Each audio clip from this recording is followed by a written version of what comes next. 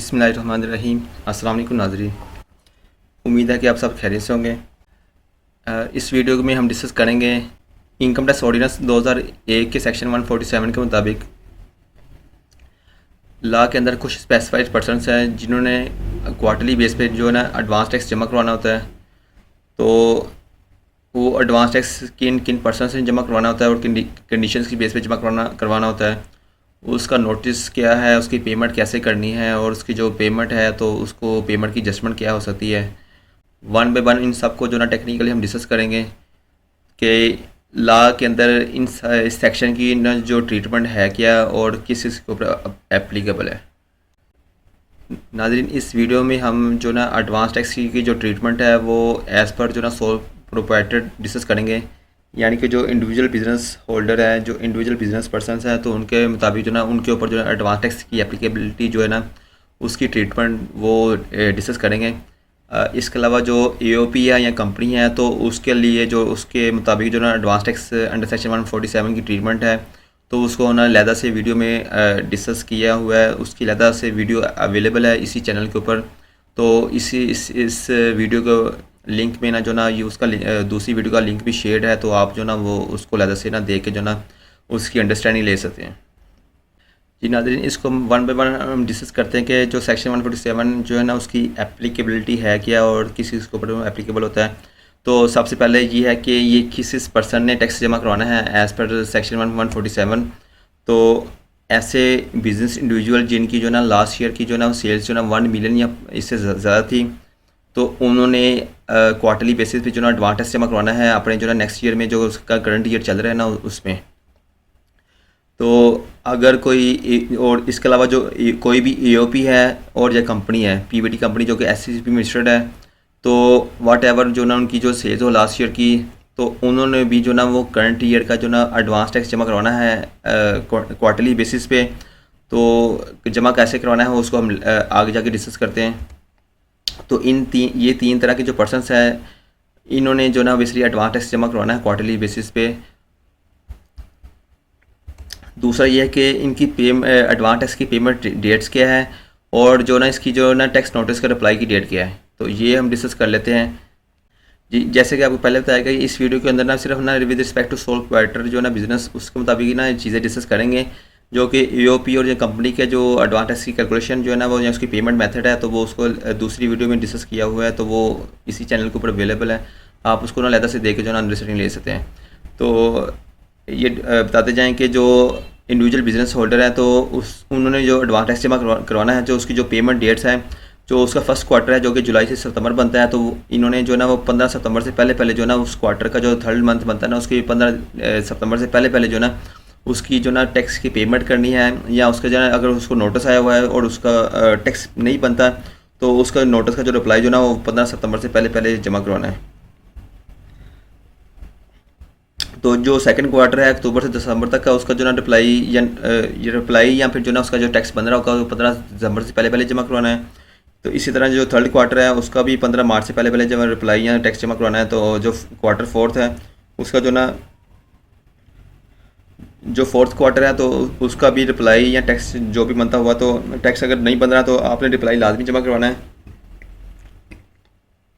तो जो उसका रिप्लाई जो ना वो भी 15 जून से पहले जो ना वो जमा होगा। अब तीसरे नंबर पे जो ना इसका नाम टैक्स कैलकुलेशन मेथड या फार्मूला डिस्कस कर लेते हैं कि जो सोल प्रोवाइडर है तो उसका जो ना एडवांस है उसकी एडवांस टैक्स की जो कैलकुलेशन जो है ना वो किस तरह करनी है, वो किस मेथड के मुताबिक करनी है और उसमें क्या क्या चीज़ें इंक्लूड करनी है हमने। जी नाज़रीन, जो सोल प्रोप्राइटर बिजनेस है, जो बिजनेस इंडिविजुअल्स हैं, तो उनकी जो एडवांस टैक्स की जो कैलकुलेशन करनी है उसका फार्मूला डिफरेंट है। जो एओपी जो कंपनी है तो उसकी जो कैलकुलेशन के लिए जो फार्मूला यूज़ होना वो डिफरेंट है। तो इस वीडियो में फ़िलहाल जो है ना हम सिर्फ जो प्रोप्राइटर बिजनेस है उसका जो कैलकुलेशन का जो फार्मूला है सिर्फ उसी को डिस्कस करेंगे। तो इसके मुताबिक जो है ना ये हमें दो तरह की डिटेल चाहिए। एक तो ना जो लास्ट ईयर का जो टैक्स बन रहा था जो कि असेस टैक्स था या जो टैक्स चार्जेबल था लास्ट ईयर की रिटर्न के अंदर, तो उस एक तो वो फिगर चाहिए। तो दूसरा जो ना इस क्वार्टर के अंदर जो अमाउंट हमने already tax as a withholding tax payment कर दी हुई है तो वो वाली अमाउंट चाहिए हमें। तो जो इस फार्मूले के मुताबिक जो ना वो फार्मूला जो इस तरह का कैलकुलेट है कि ए डिवाइडेड बाय 4 माइनस बी। तो ए इसमें क्या है, ए है कि जो लास्ट ईयर की हमने रिटर्न सबमिट कराई हुई थी, तो उसके अंदर जो ना रिटर्न के अंदर जो ना नॉर्मल इनकम टैक्स की जो वैल्यू आ रही आती है, या फिर जो मिनिमम टैक्स अंडर सेक्शन 113 आ रही है वैल्यू, तो उसके मुताबिक जो वैल्यू आ रही होगी, तो उसमें जो हाईएस्ट होगी तो वो जो ना अमाउंट हमने ना ये ए में लेनी है, जो कि टैक्स असेस्ड वैल्यू है लेटेस्ट टैक्स ईयर की। अगर किसी जो कि फर्स्ट क्वार्टर नॉर्मली होता है कि क्वार्टर जुलाई टू दिसंबर, तो उस केस में ना जो कि बेसिकली लेटेस्ट टैक्स ईयर की जो रिटर्न होती है वो वही होती है जो कि सबमिटेड हुई होती है। तो लेट्स सपोज जो ना आप जुलाई 2021 के अंदर ना इसके क्वार्टर को जमा करवा रहे हैं, तो टैक्स ईयर 2021 की रिटर्न अभी सबमिट नहीं हुई, तो फिर जो ना टैक्स ईयर 2020 की जो रिटर्न है, सबमिटेड रिटर्न है, तो उसमें जो वैल्यूज़ है तो उसको बेस बना के जो बेस बना के ना तो एडवांस टैक्स को हम कैलकुलेट करेंगे। तो ये जो ए है तो बेसिकली ये वो टैक्स असेस्ड है लेटेस्ट सबमिटेड टैक्स रिटर्न के अंदर, जो कि नॉर्मल इनकम टैक्स या फिर जो ना मिनिमम टैक्स अंडर सेक्शन 113 जो ना बनता है, तो उसमें जो हाईएस्ट होगा वो वैल्यू ले लेंगे। तो जो बी है, बी के अंदर क्या है कि इस क्वार्टर के अंदर ना जितना भी हमने जो ना वैल्यूज़ जितना भी हमने विथहोल्डिंग टैक्स जमा करा दिया हुआ है जो कि एडजस्टेबल है, तो वो टोटल जो ना हम उसकी वैल्यूज़ ले लेंगे।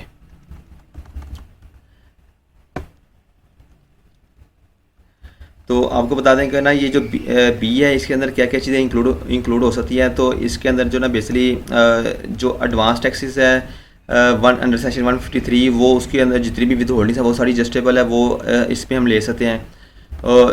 अगर आपकी इंपोर्ट्स हैं तो इंपोर्ट्स पे जो विथहोल्डिंग हुई पड़ी है इनकम टैक्स की अंडर सेक्शन 148, तो वो उस पर जो वैल्यू सारी होगी वो हम लेंगे। इसके अलावा जो बैंक ड्राइंग्स के पेमेंट के ऊपर विथहोल्डिंग है, जो यूटिलिटीज़ के ऊपर जो विथहोल्डिंग है, इंटरनेट के ऊपर विथहोल्डिंग है, और अगर ऐसे मोबाइल्स जो कि बिज़नेस के नेम के ऊपर आ रहे हैं, बिज़नेस एंटिटी के ऊपर आ रहे हैं, तो उन मोबाइल्स की जो नेटवर्किंग हम यूज़ करते हैं, मोबाइल सिम यूज़ करते हैं, तो उस पर जो विथहोल्डिंग है तो वो भी इसी में इंक्लूड आ जाएगी, वो भी हम लेस करेंगे। तो इसके अलावा जो ना ऐसा टैक्स जो कि हमने जो ना पिछले क्वार्टर में जो एडजस्ट नहीं हो सका, फ़र्ज़ करें कि हमने जो ना फोर्थ क्वार्टर की जो ना विद एडवांस टैक्स की स्टेटमेंट जमा करवा रहे हैं, उसका नोटिस का अप्लाई कर रहे हैं तो उसकी कंप्लाइंस कर रहे हैं। तो अगर लेटेस्ट जो है ना उसका जो प्रीवियस विद होल्डिंग थी, अगर विद प्रीवियसली जो क्वार्टरली स्टेटमेंट थी जो कि एडवांस टैक्स के अंडर 147 हमने सबमिट की हुई थी, तो जो प्रीवियस क्वार्टर की कंप्लाइंस थी अंडर सेक्शन 147, तो उसमें जो एक्सेसिव टैक्स आपका बन रहा होगा तो वो उसको भी हम जस्ट कर लेंगे अगर कोई वैल्यू बनती है। तो इसके अलावा जो ना वो प्रीवियस ईयर के अंदर जो अगर कोई ऐसा टैक्स जो कि एडजस्टेबल था और वो जो ना कैरी फॉरवर्ड भी उसको कर सकते थे हम, तो एज़ पर ला, तो उसको भी जो ना एडवांस टैक्स की कैलकुलेशन करते हुए ना उसको भी हम जस्ट कर लेंगे।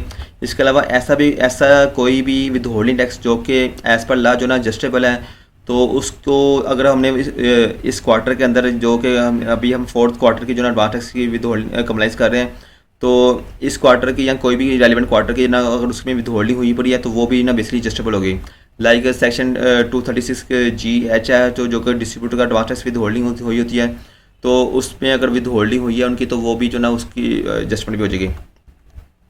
तो ये हम बात करें कि जो बी है, बी के अंदर क्या क्या चीज़ें इंक्लूड हो सकती हैं। तो ये सारी वो चीज़ें इंक्लूड हो सकती हैं जो कि विद होल्डिंग हमारी ऑलरेडी हुई होती है, तो उसकी जो विद होल्डिंग है तो उसको हमने एडजस्ट करना है। तो ये हमने टोटल वैल्यूज़ हमने ले लेनी है। तो इस तरह जो ना हमारा जो ना ये बेसिकली ना नेट टैक्स एडजस्टेबल या पेबल, रिफंडेबल या पेबल आ जाएगा फॉर द क्वार्टर। तो इस केस में ना हमारे पास जो टैक्स असेस थी लास्ट ईयर की, तो उसमें 15,26,295 रुपये उसके लास्ट ईयर की जो टैक्स असेस्ड वैल्यू आ रही थी। तो इसके अलावा जो बी है तो उसके अंदर जो जितने भी टैक्स क्रेडिट्स है या विद होल्डिंग टैक्सेस एडजस्टेबल थे, तो वो ये सारी उसकी वैल्यूज आ रही है। तो उसको हम फार्मूला लगा के जस्ट करते हैं, तो ये जो ना बेसिकली जो ना नेट जो ना टैक्स एडजस्टेबल आ रहा है, तो उसको इसके मुताबिक जो ना ये उसका टैक्स बन रहा है इस जो है ना सोल प्रोवाइडर का इस करंट केस के अंदर जिसको हम सबमिट करने जा रहे हैं।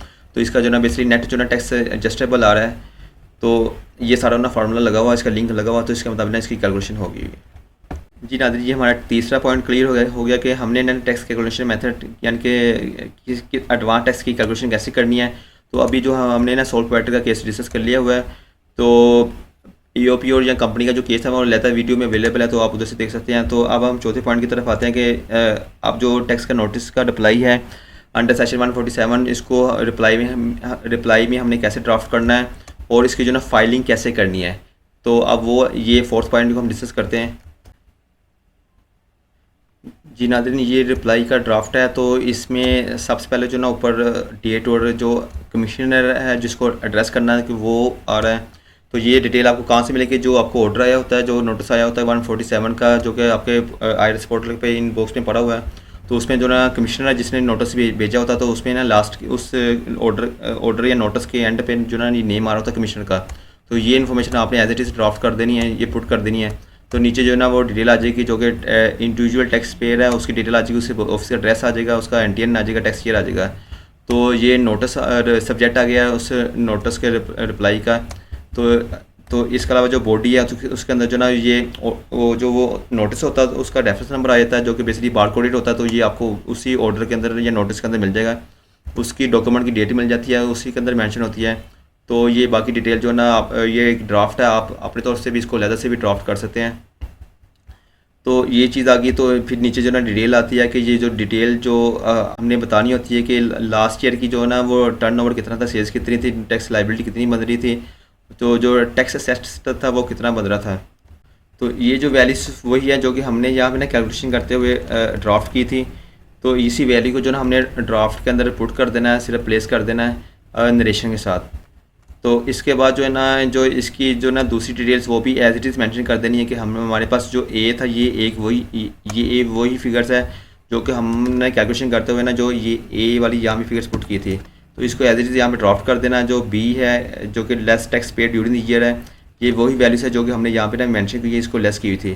तो जैसे आपको पहले बताया हुआ कि ये वही टैक्सेस है जो कि विद होल्डिंग हुई है, जो कि जिनकी ना विद होल्डिंग की जो ना एडजस्टेबल अलाउ है।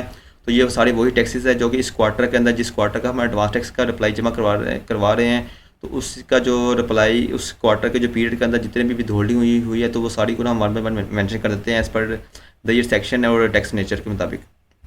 तो ये हमारे पास बी की वैल्यू आ गई है, जैसा कि यहाँ पे आई हुई थी हमारे पास टोटल मिला के जो ना ये 144 ये बनती है तकरीबन 1447016। तो सेम वही वैल्यू यहाँ पे आ रही है बी की वैल्यू।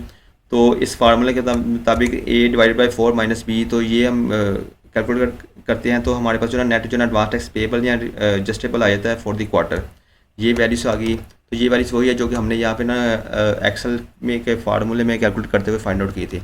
तो इन इस वैल्यू को हमने ड्राफ्ट कर लिया हुआ। तो ये ड्राफ्ट करके जो बाकी जो डिटेल्स है वो एक बॉडी है, तो वो आप उसको चेंज भी कर सकते हैं अगर आप समझते हैं कि इसके अंदर फर्दर एडिशन की ज़रूरत है।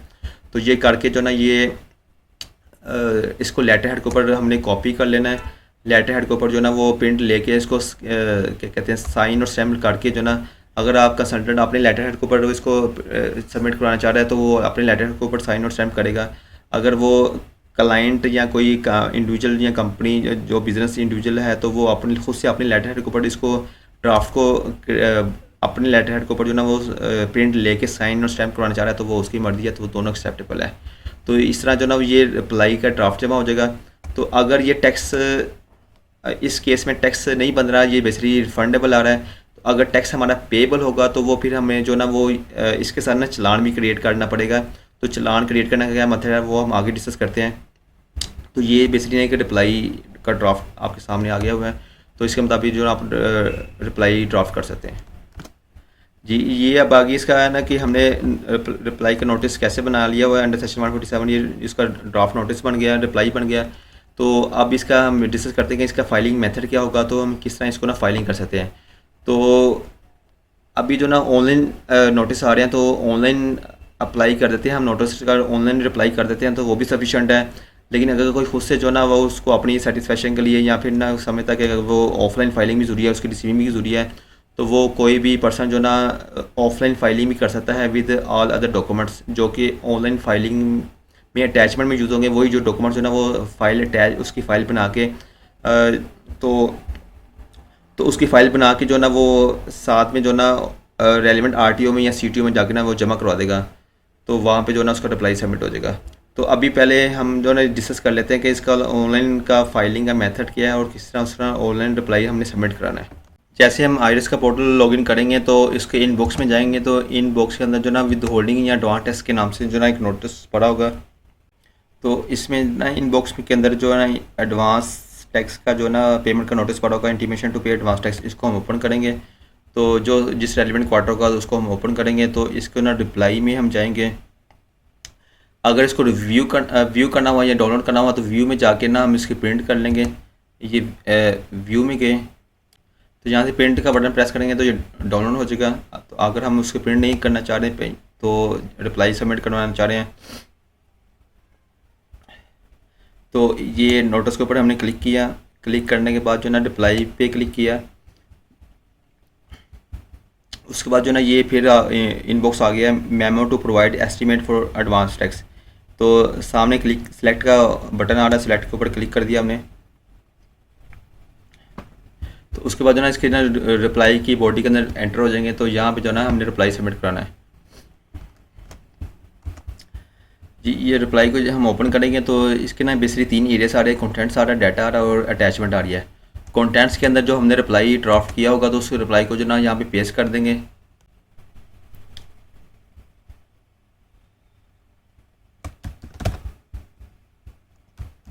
तो रिप्लाई को जैसे हमने पेस्ट कर दिया तो उसके बाद जो ना इसको सेव कर देंगे।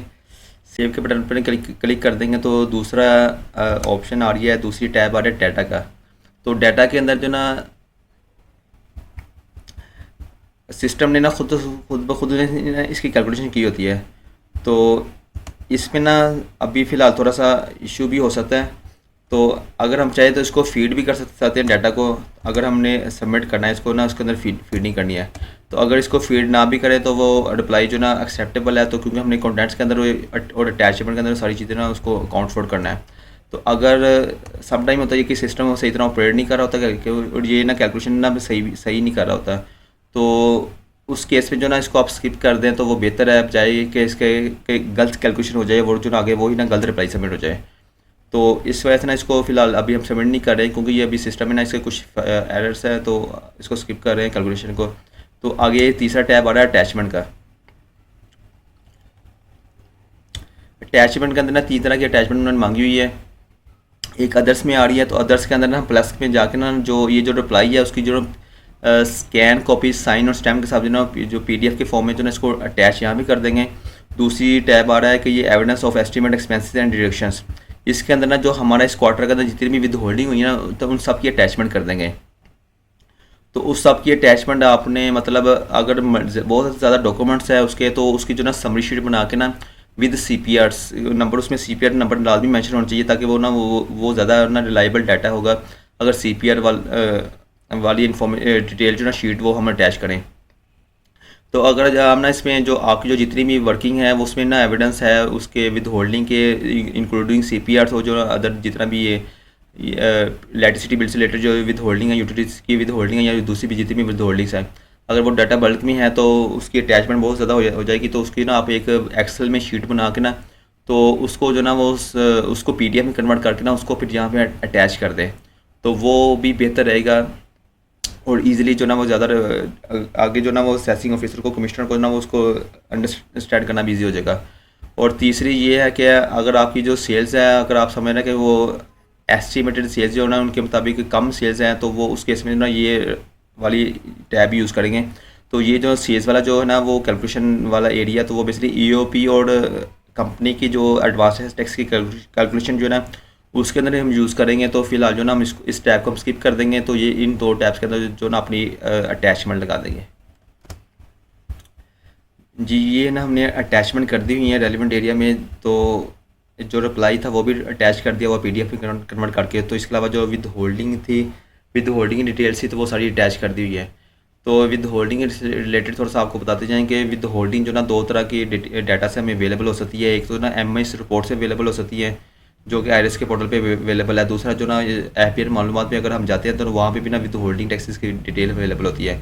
मोस्टली केसेस में क्या है कि जो इंपोर्ट्स या एक्सपोर्ट्स से रिलेटेड जितनी भी डिटेल्स है ना वो FPR मालूमात के पोर्टल के ऊपर अवेलेबल है। और जो जितनी भी अदर डिटेल अवेलेबल है तो वो MIS रिपोर्ट के ऊपर अवेलेबल है। इन दोनों का भी आपको बता देते हैं ताकि अगर किसी को पहले से नहीं आइडिया तो वो भी इसको ना देख ले।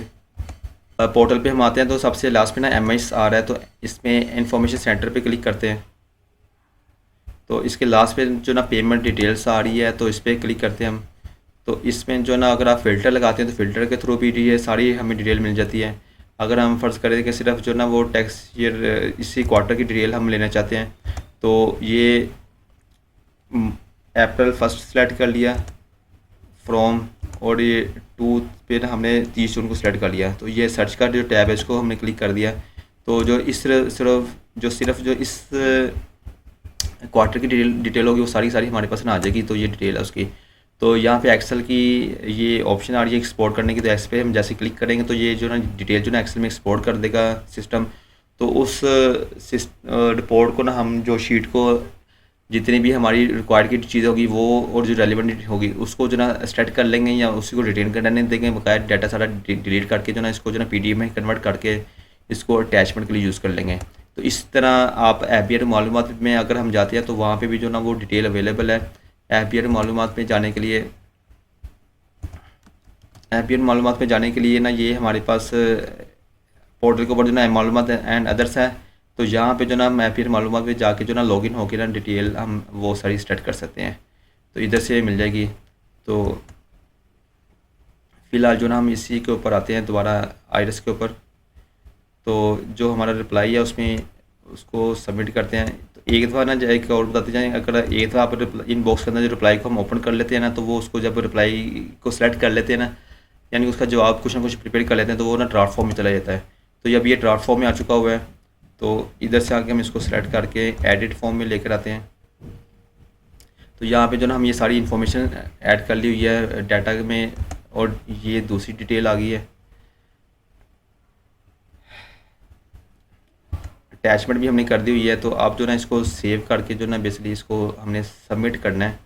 तो ये जो ना सबमिट कर देंगे, क्योंकि इसका जो ना बेसिकली टैक्स कोई बन नहीं रहा है इस टैक्स पेयर का। अगर इसका टैक्स पेबल बन रहा होता तो हमने जो ना टैक्स चालान भी इसका जमा करा के ना तो इसको अटैच करना था साल में अदर्स में आके। तो फिलहाल कोई इसका टैक्स पेबल नहीं बन रहा, तो हम फिर विदाउट जो ना एडिशनल टैक्स पेमेंट जो ना इसको इसी को सबमिट कर रहे हैं। तो ये जो ना सबमिशन होने के बाद जो ना बेसिकली आउटबॉक्स में आ जाता है रिप्लाई, कोई भी रिप्लाई हो आउटबॉक्स में आ जाता है। तो जब एक्सेप्ट होगा तो वो फिर आगे ना प्रोसीड हो जाता है।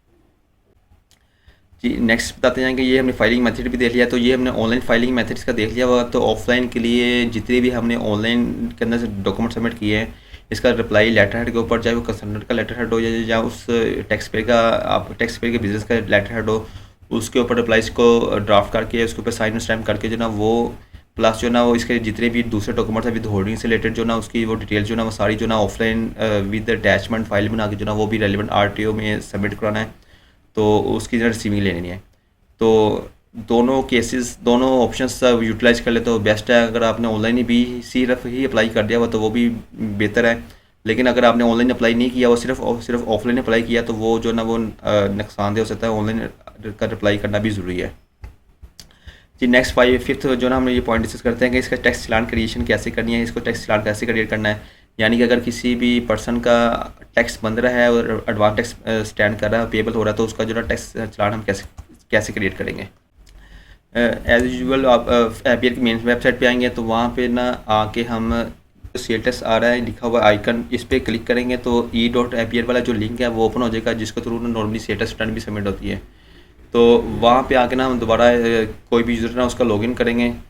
तो जिसका टैक्स हम पे करने जा रहे हैं तो उसको लॉगिन करेंगे। तो लॉगिन करने के बाद जो ना इसका ना हम यहाँ पे ना एडवांस टैक्स का चालान क्रिएट करेंगे।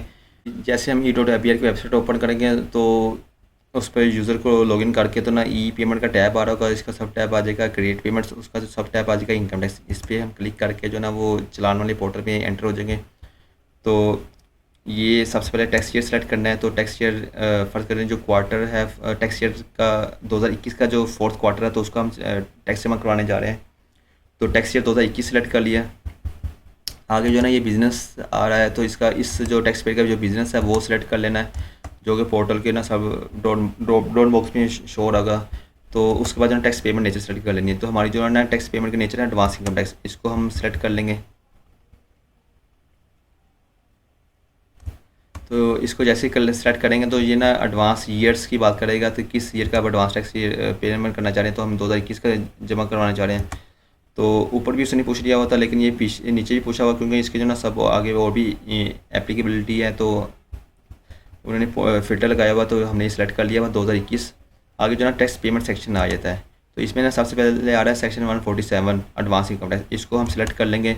तो इसको सिलेक्ट करेंगे तो बाद में जो ना बाकी इन्फॉर्मेशन जो ना उसने बाय डिफ़ॉल्ट में सेलेक्ट की हुई है, जो कि उस टैक्स पेयर की ना डिटेल में एंट्री को एडिट है। तो ये नीचे आ रही है अमाउंट इन फिगर्स। तो यहाँ पे जो ना हम जितना टैक्स हमने हमारा पेबल बन रहा है तो वो हम एंटर कर लेंगे। अज्यूम करेंगे 25,000 टैक्स पेबल बन रहा है advance income tax under section 147 इस टैक्स पेयर का। तो उतनी अमाउंट एंटर कर दी है। तो नीचे जो ना आगे जो ना मोड ऑफ पेमेंट आ रहा है। तो अगर हमने ऑनलाइन पेमेंट करनी है थ्रू बैंकिंग चैनल या किसी भी जैज़ कैश या ईजी पैसा के थ्रू, तो EDC पेमेंट सेलेक्ट कर लेंगे। तो अगर हमने बैंक में जाके चालान जमा कराना है तो वो कैश वाली ऑप्शन सेलेक्ट कर लेंगे। तो अगर हम ऑनलाइन जमा करवाना चाह रहे हैं तो ADC वाली ऑप्शन सेलेक्ट कर ली। और ये जो अमाउंट जितनी अमाउंट हमने ऊपर मेंशन की हुई है 25,000, इस अमाउंट को दोबारा फिर इधर एंटर कर देना है। इधर सेम अमाउंट दोबारा एंटर करके ना इसको टैप कर देंगे और ये नीचे जो ना क्रिएट पेमेंट की ऑप्शन पे जाके ना क्लिक कर देंगे। तो जैसे इस पर क्रिएट पे करते हैं तो वो ना एक बार रिव्यू का मैसेज देता है। तो आप इसको रिव्यू कर लें तो हमारा ओके है हमारी तरफ से।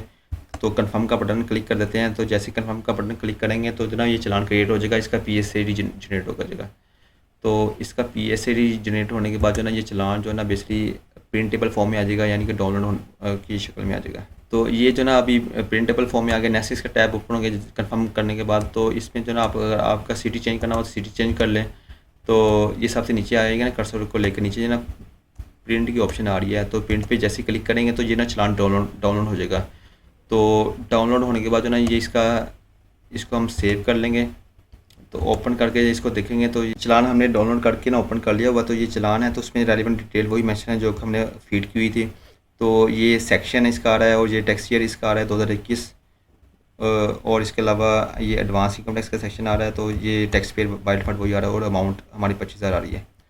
तो अगर किसी भी पर्सन का एडवांस टैक्स कैलकुलेट करते हुए अगर टैक्स पेबल बन रहा था तो उसे ये चलान क्रिएट करके उसकी पेमेंट करनी है। तो जैसे ही इसकी पेमेंट हो जाएगी तो इसकी जो ना जहाँ तो पेमेंट की रसीद या जो ना वो CPR की कॉपी जाके जो कि 1 से 2 दिन बाद जाके क्रिएट होती है, तो वो जो ना उसको डाउनलोड करके तो वो भी जो ना रिप्लाई के साथ अटैच करनी है ऑनलाइन रिप्लाई के साथ।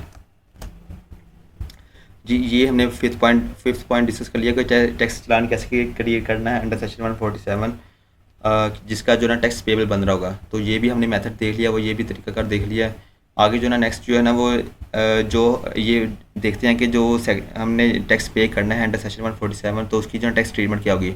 तो उस केस में ये होता है कि अगर एडिशनल टैक्स हम कोई पे करते हैं अंडर सेक्शन 147 जो तो वो जो ना एडजस्टेबल टैक्स होता है with at the time of annual income tax return filing of that year. तो यानी कि जब हम उस टैक्स ईयर की अगर हम जब annual income tax return file करेंगे तो उसका जो टैक्स पेबल बन रहा होगा तो उसमें से जो ना इस टैक्स को जो हमने पे किया हुआ है तो उसको एडजस्ट करेंगे। तो वो उसकी लाइबिलिटी के केस उसको एडजस्ट करके जो ना वो टैक्स को हम ज़ीरो कर देंगे या लेस कर देंगे। तो उस टाइम जो ना at the time of filing of annual income tax return तो अगर मज़ीद टैक्स बन रहा हुआ तो हम पे कर देंगे। तो अगर मज़ीद टैक्स पेबल नहीं बन रहा होगा तो वो जो ना उस तरह फिर रिटर्न हम जो ना वो रेलिवेंट टैक्सेस एडजस्ट करके जो ना उसको फाइल कर देंगे।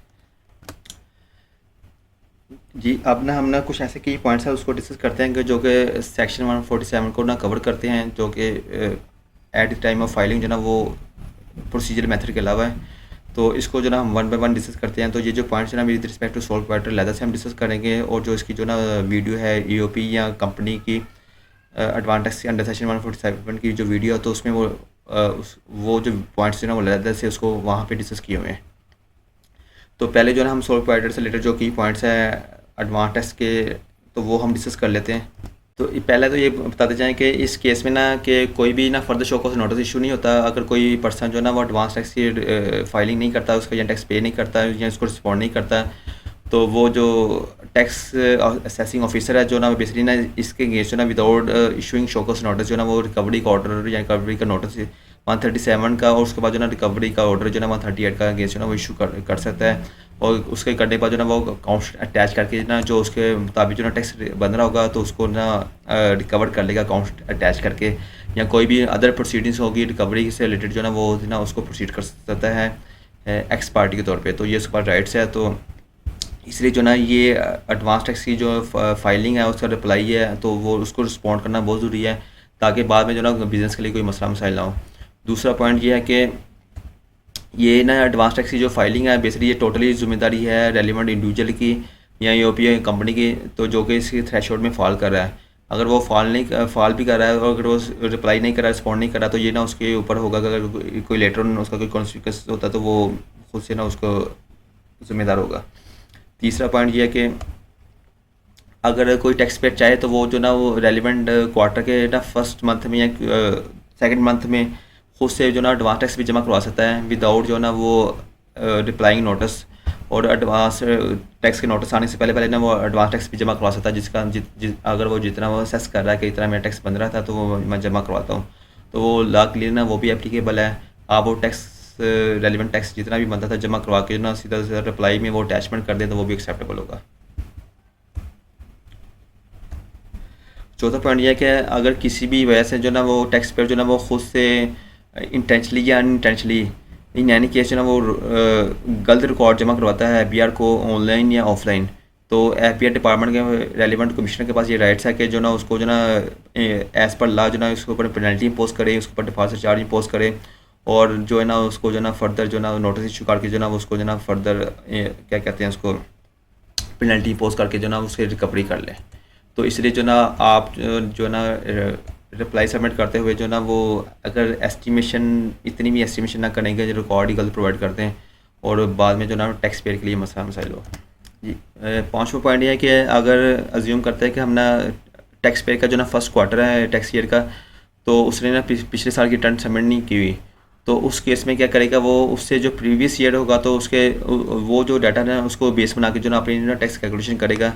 लाइक अगर वो जो ना वो टैक्स ईयर 2020 का जो ना फर्स्ट क्वार्टर है जो कि जुलाई से सितंबर तक है, जुलाई 2021 से लेकर सितंबर 2021 तक, तो उस क्वार्टर के जो ना वो एडवांस टैक्स की रिस्पॉन्ड कर रहा है, उसका रिप्लाई जमा करवा रहा है या उसकी जो ना कैलकुलेशन करके जो ना टैक्स पे कर रहा है, तो उस केस में ना नॉर्मली जो ना वो पहले क्वार्टर तक ना प्रीवियस ईयर की ना टैक्स रिटर्न सबमिट नहीं हुई थी, तो यानी कि उसने अभी तक जो ना 2000 टैक्स ईयर 2021 की टैक्स रिटर्न सबमिट नहीं कराई हुई, तो उस बेस में क्या करेगा कि वो जो टैक्स ईयर 2020 की सबमिटेड टैक्स रिटर्न होगी ना उसमें जो रेलिवेंट डाटा होगा उसको बेस बना के जो ना अपना फर्स्ट क्वार्टर का जो ना वो रिप्लाई सबमिट कराएगा और उसकी कैलकुलेशन करके जो ना अगर टैक्स बन रहा होगा तो टैक्स जमा करा देगा। छठा पॉइंट ये है कि एडवांस टैक्स की जो कैलकुलेशन करा है रेलिवेंट इंडिविजुअल्स, तो उसने जो ना वो सेल्स रिकॉर्ड करते हुए ना ऐसी सेल जो कि एफटीआर के डोमेन में आती है, यानी कि उसमें फाइनल टैक्स लग रहा हुआ है, तो या उसकी ऐसी इनकम जो कि जो उसके ऊपर फाइनल टैक्स अप्लाई हो रहा था तो उसको ना कैलकुलेट नहीं करना। तो लाइक जो ना आपकी प्रॉफिट ऑन डेट है तो उसके रेलिवेंट जो इनकम है उसको लेके ट्रेड नहीं करना आपने। अगर आप उस वो जो इंडिविजुअल जो है ना वो अगर उसका किसी भी एओपी में पार्टनरशिप का शेयर है, तो अगर जो ना उसकी इनकम के अंदर ना वो उस एओपी का शेयर भी आ रहा है तो वो जो ना उसको जो ना अपना एडवांस टैक्स की कैलकुलेशन करते हुए ना उस इनकम को ट्रीट नहीं करेगा, उसको एक्सक्लूड कर लेगा। इस तरह जो ना अगर वो एक्सपोर्ट करता है तो एक्सपोर्ट की सेल्स को एक्सक्लूड कर देगा while calculating of advance tax under section 147।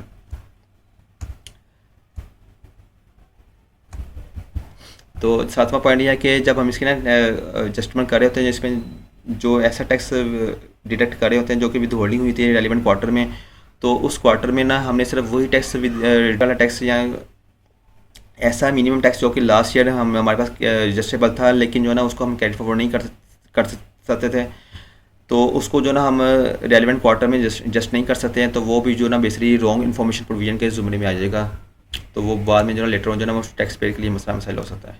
तो आठवां पॉइंट ये है कि जो इंडिविजुअल बिजनेस पर्सन है तो उसकी जो हमने एडवांस टैक्स की कैलकुलेशन करते हुए जो उसकी इनकम कैलकुलेट करेंगे तो उसमें अगर उसकी कोई सैलरी इनकम भी आ रही थी लास्ट ईयर में तो उसको हम ना इंक्लूड नहीं करेंगे while for the purpose of calculation of advance tax under section 147। Ninth point ये है कि अगर किसी भी पर्सन की ना लास्ट ईयर की जो सेल्स जो ना 1 मिलियन से कम थी तो उसको वो भी जो ना वो बाउंड नहीं है कि एडवांस टैक्स पे करने के लिए अपने करंट ईयर के अंदर। पॉइंट यह है कि कुछ ऐसे पर्सनस होते हैं या इंडिविजुअल या ओपी या कंपनी वाले तो उनकी जो ना बेसिकली एफटीआर इनकम आ रही होती है, एग्जेम्प्टेड इनकम होती है, लाइक जो ना आईटी सर्विस प्रोवाइडर होते हैं या आईटी कंपनीज होती हैं जो कि एक्सपोर्ट सर्विस कर रही होती हैं, इसके अलावा जो ना एक्सपोर्टर्स होते हैं जो कि टैक्स एग्जम्प्टेड सेल्स प्रोवाइड कर रहे होते हैं और जो ना उनके ऊपर ना एफटीआर की इनकम अप्लाई होती है। अगर उनमें से भी किसी को टैक्स का नोटिस आ चुका हुआ तो उन्होंने भी रिस्पॉन्ड करना है एज़ पर दैट कि हमारी जो ना ये वाली इनकम थी ना एग्जम्प्टेड थी या जो ना वो एफटीआर में आती है, तो हमारे ऊपर जो ना एडवांस टैक्स की ना एप्लीकेबिलिटी नहीं होती, और विद एविडेंस जो ना रिस्पॉन्ड करना होता है। अगर रिस्पॉन्ड नहीं करेंगे तो वही जैसे कि पहले आपको बात डिस्कस की हुई है कि एपीआर के असेसमेंट ऑफिसर और कमिश्नर के पास ये राइट है कि अगर आप उसको ना रिप्लाई नहीं करते तो वो ना जो ना वो 137 का नोटिस इशू करके जो ना आपके से रिकवरी भी कर सकता है, और वो फिर बाद में आपके लिए ना वो मसला मसाइल हो सकता है और थोड़ा सा जो ना आपको फिर प्रॉब्लम फेस करनी पड़ सकती है। तो इसलिए बेहतर है कि अगर आपका लेफ्ट फॉर किसी भी वजह से आपका टैक्स नहीं भी बन रहा है ना, तो आप उसको रिप्लाई लाजमी करें ताकि जो ना आपका जो मैटर क्लियर हो और बाद में मसला ना हो आपके लिए। 11th पॉइंट ये है कि जैसे हमने पहले भी डिस्कस कर लिया ऊपर कि इस अंडर सेक्शन 147 जो भी हम एडवांस टैक्स जमा कराएंगे तो ना हमारी income tax annual income tax जो लाइबिलिटी होगी, जो कि एनुअल टैक्स रिटर्न फाइलिंग करते हुए जो हमारी लाइबिलिटी बनती होगी प्रॉफिट के ऊपर, या जो minimum under section 113 minimum tax liability के मुताबिक, तो वो उसके मुताबिक जो जितनी भी उनकी ना लाइबिलिटी बन रही होगी तो वो उसको हम एडजस्ट कर देंगे। जो ये अभी जो ना सेक्शन 147 के मुताबिक जो हमने एडवांस टैक्स जमा कराया होगा तो उसमें ना हम इसको एडजस्ट कर देंगे। तो ये बेहतरीन एडजस्टेबल टैक्स है, तो ये बाद में जब एडजस्ट हो जाएगा तो ये ऐसा कोई मसला नहीं है। ये हमारी बहुत ही लेंथी वीडियो शुक्र है ख़त्म हो गई है, अल्हम्दुलिल्लाह इधर तक ही थी। तो उसमें तकरीबन हमने ना मैक्सिमम सारे पॉइंट्स कवर कर लिए हुए हैं जो कि सेक्शन 147 के अंदर कवर होते हैं। तो उम्मीद है कि आपको इस वीडियो से ना काफ़ी ज़्यादा बेनिफिट हुआ होगा देख के, और अंडरस्टैंडिंग भी इससे बढ़ जाएगी। अगर आपका कोई भी फिर भी कोई क्यूरी या क्वेश्चन होगा तो आप जो ना वो कमेंट सेक्शन में या किसी भी और वीडियो के कमेंट सेक्शन में पूछ सकते हैं, या फिर जो ना डायरेक्टली रब्ता कर सकते हैं।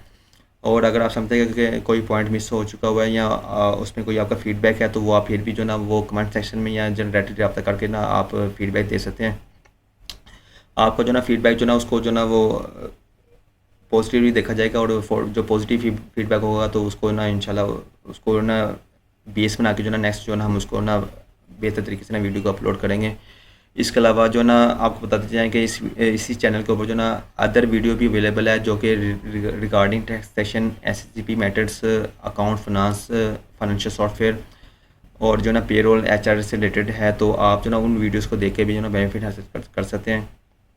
अगर आप समझते हैं कि कोई आपकी क्यूरी है रिगार्डिंग एनी अदर वीडियो या ऐसी वीडियो या ऐसा टॉपिक जो कि अभी तक अपलोडेड नहीं है, आप फिर भी जो ना किसी भी वीडियो को कमेंट सेक्शन में पूछ सकते हैं, या फिर जो ना आप डायरेक्टली रब्ता करके ना उसको एक्सप्लेनेशन ले सकते हैं।